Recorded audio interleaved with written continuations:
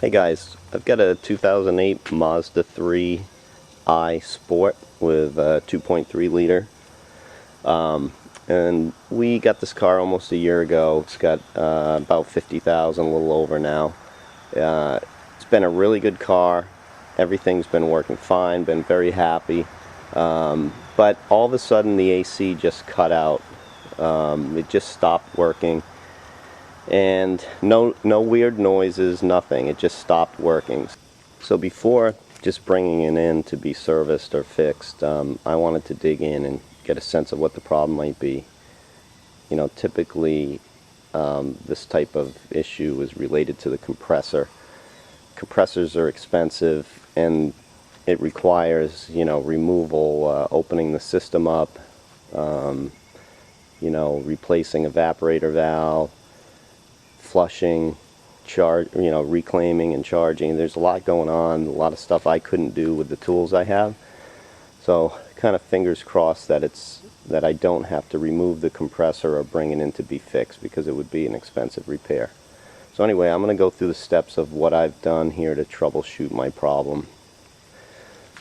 First thing, I've got the car up in the air right now. I've removed the plastic shrouds that cover the compressor in the bottom of the engine.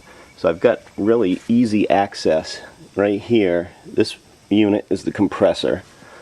You can see when you remove the right front wheel, you've got easy access to it. Now what I'm going to do, I'm going to show you. You've got the crank here from the engine, which spins this belt, which spins the pulley on the compressor. When you turn the AC on in the car, this unit right here gets pulled in. This is the clutch, AC clutch. It gets pulled in and engages the compressor, and the compressor starts, and that's what should cool the car. Now I'm going to show you that when I turn the AC on, the clutch never pulls in. So this is something you can easily troubleshoot. You can at least verify visually very easily whether your clutch is pulling in or not. And when it doesn't pull in my case, it really narrows down the problem quite a bit. So let me show you. I'm going to start the engine now. Alright, so there you see the engine spinning, the pulley is spinning, and the clutch is not engaged. Alright, so now I've got to get access to this a little bit more, so I'm going to take this cover plate off here. There's three, it looks like 12mm bolts. I'll be right back. Alright, so yeah, 12mm. I'm going to remove these three and we'll be right back with the cover off.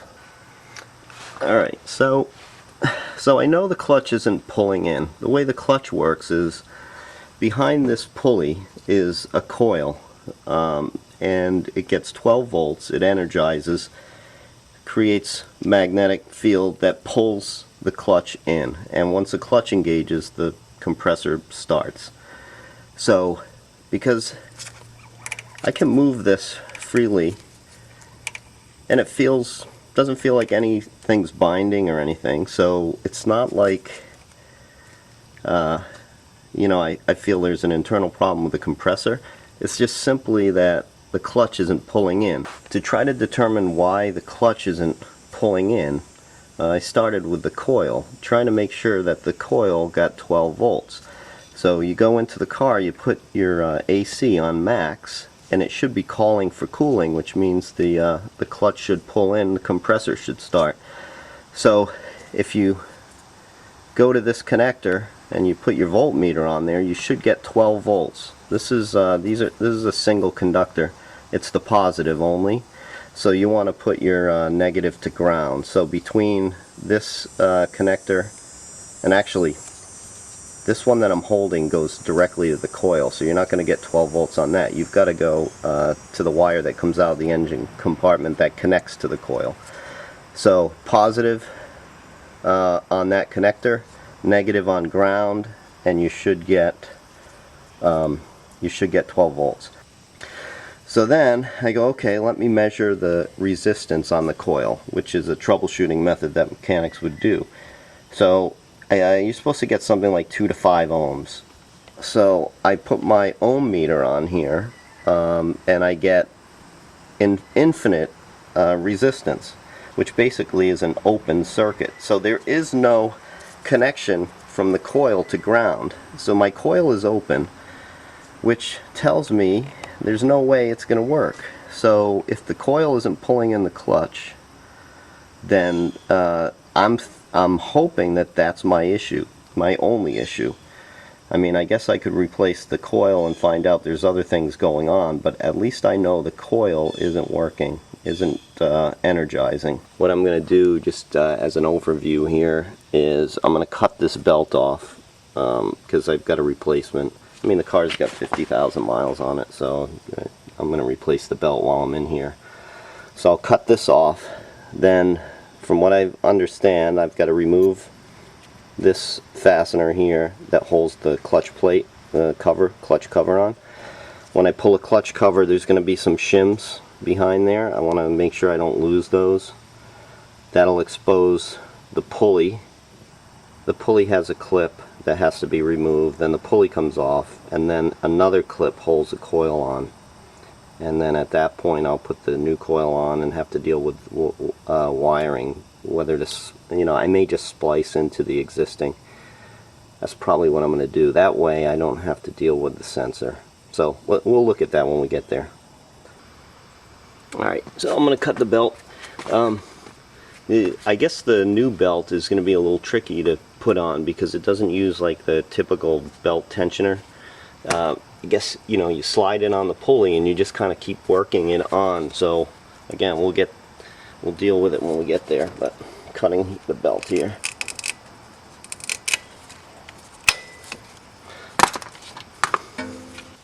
Alright, hopefully this camera angle isn't too obnoxious, but I can't really use the tripod, it just gets in the way. Okay, so the center bolt here is a 5mm. It was pretty rusty. I couldn't get an Allen wrench on it very easily. I've been kind of trying to clean out the hole so I can get a nice bite in there before I try to loosen it. I put some PB Blaster in there too because it looks a little rusty. So let me continue to work on that, and then what I'm going to end up doing is I'll use a 5mm socket with an impact driver. The other way you can, if you don't have access to an impact driver, you can hold the clutch plate like this and use your tool. You're probably going to want to put like I've got a T-handle Allen, but you probably want a socket, 5mm socket with a wrench, and then hold this to prevent it from turning. And I'll be right back.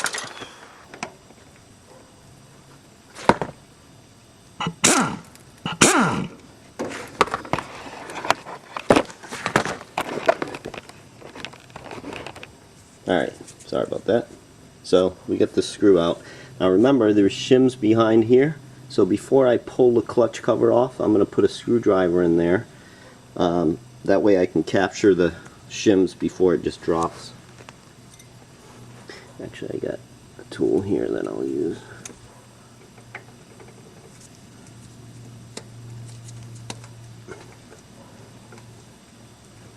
Clutch cover is coming off.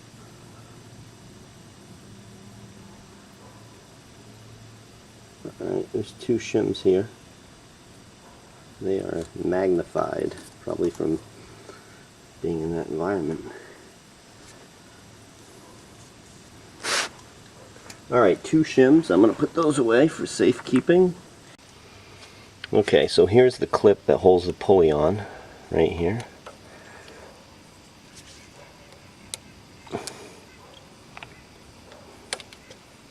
Alright.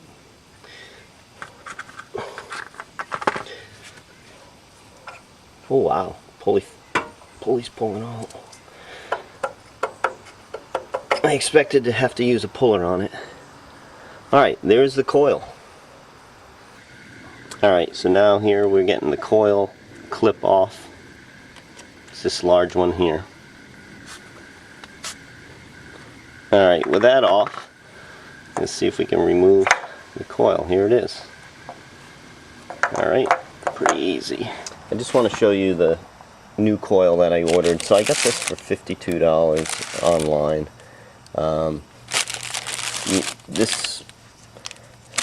What you've got is the wire coming out of the coil goes to this, which is, I think it's a over temp cutoff switch. So if the compressor gets too hot, this will shut the compressor down. Now, just being under the car and looking at where the existing sensor is, I don't even know if I can get to that, like without pulling the compressor down, which I'm trying to avoid. So I'm going to cross that bridge when I get to it. Alright, here's a little more info. Here's the OEM. Here's the connector I'm talking about. When you're going to test your coil, you want to put your ohm meter on that pin so you directly go in the coil. So what I'm going to do is I'm going to cut this here, right here. I'm going to cut this one here, and I'm going to make the connection from this to here. That way I can preserve this into the system. I'll just clip this back in with the new coil. Alright, one more thing just to drive home the point.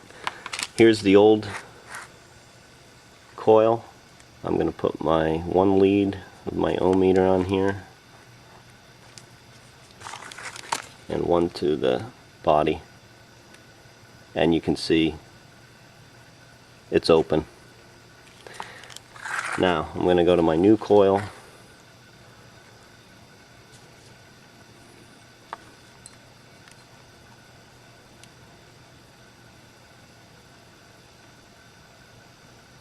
.7 ohms, which is what you want. 3 to 5 is what they say. Alright, so let's do a little wiring here. I'm going to cut this here. I'm going to see if I can preserve this. It's like a cover for the wire.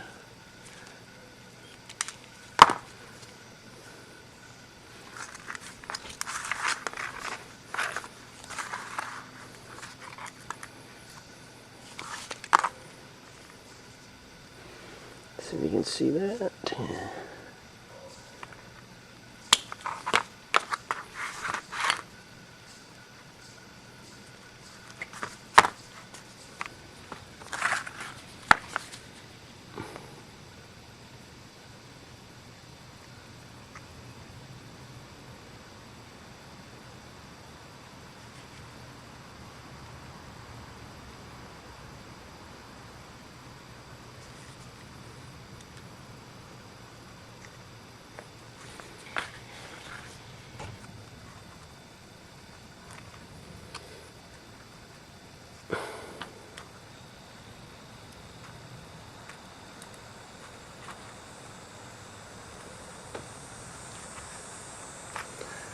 Alright, ready to put the coil on. Okay, see this little indentation? Well, there's a little bump on the coil right here. Right here. That's going to fit into that slot. When you do that, the coil won't spin. Anywhere else, the coil is just going to kind of free spin. So you want to make sure you put that bump inside the slot before you clip it back in. Alright, so I'm routing the harness in the same place it came out. I'm lining up that little nub with that recessed hole there. Okay, so now it's positioned properly. Now it's a matter of putting the clip on.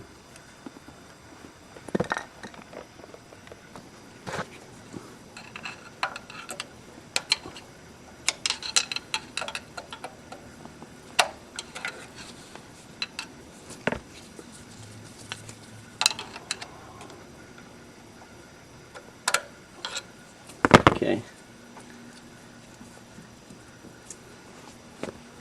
I'm going to see if I can show you that connector that goes to the harness that goes up into the engine compartment. This is the one from the coil and the temperature switch.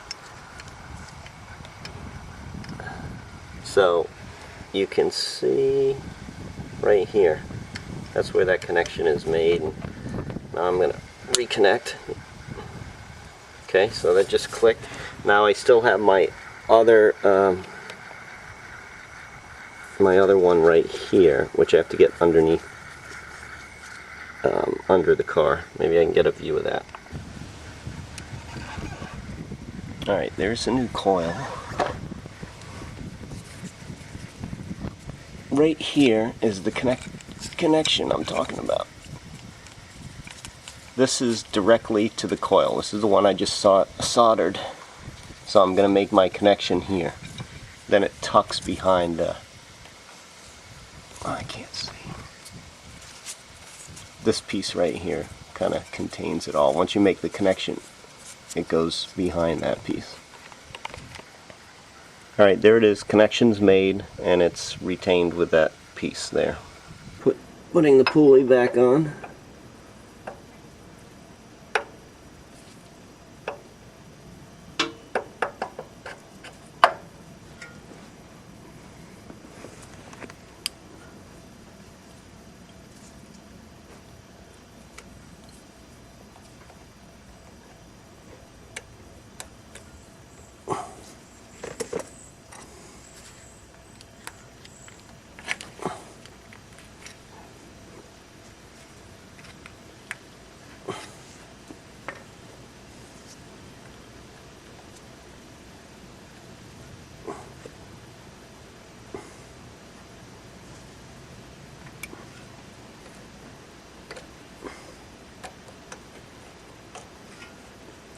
Alright, so now I'm going to put the clutch cover on. Here's the clutch cover. My two shims, what I'm going to do is I'll just put like a screwdriver or a tool through there. And my two shims are here.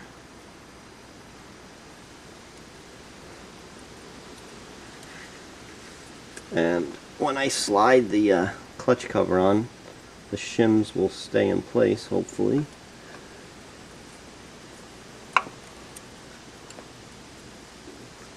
And I'm going to put my 5mm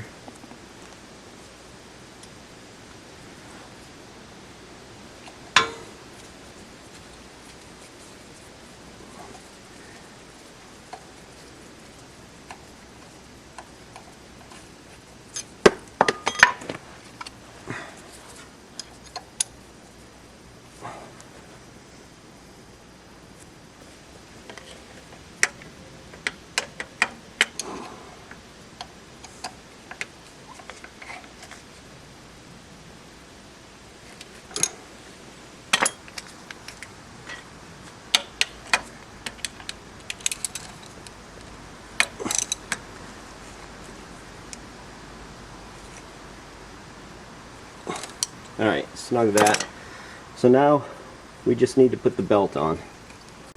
Alright, this is my belt. It's a the part number is E050265. This is supposed to be one of those belts that you can stretch and kind of work onto the pulley, because again, there's no belt tensioner. So I read a few different tricks online, so I've never done this. Let me give this a try, and we'll see how it goes here. I'll be right back. Okay, I want to show you this technique that I'm going to try. So there's a hole in this pulley on the crankshaft, and online I've read that people will put a tie wrap through there. Then they get their belt around the AC pulley, and then they tie wrap it so that it's somewhat snug against the crankshaft, and then you spin the crankshaft a lot like a bicycle chain or something like that, where you get the chain kind of half on the sprocket, or a little bit on the sprocket, and you turn the sprocket and work the chain onto the sprocket. So that's what we're going to do here with the pulley. So let me set that up, and then I'll come back with the camera. Alright, there's the tie wrap around the belt and around the AC pulley. So now we're going to put a 22mm socket on the crankshaft bolt, and we're just going to spin it in this direction, and then hopefully this belt's going to work its way on. Alright, so let's try it.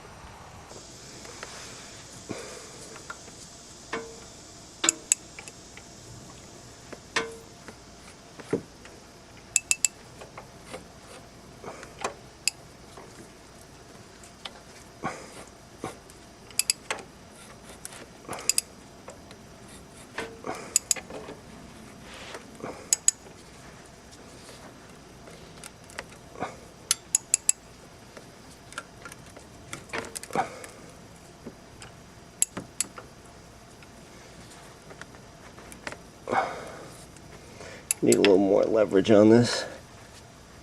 I'm gonna go get my breaker bar. Just want to show you where we're at. So you can see the belt's still on the AC pulley, and the tie wrap has got it so that it's kind of being forced onto the crankshaft. But of course, you know, this is really stretched here, so we just have to kind of power through, keep turning the crank until we stretch that belt right up and over.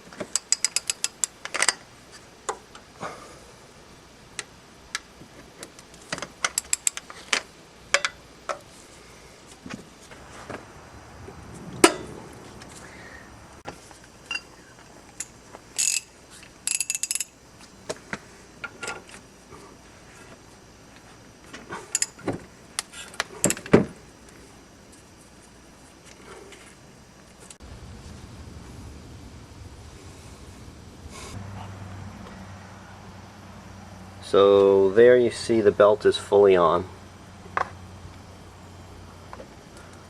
So now that we've got everything buttoned up, it's a matter of starting the car, putting the AC on full, and seeing if the clutch engages. Alright, so right now the AC is off. I'm going to go in the car and turn it on. You'll see the clutch pulling.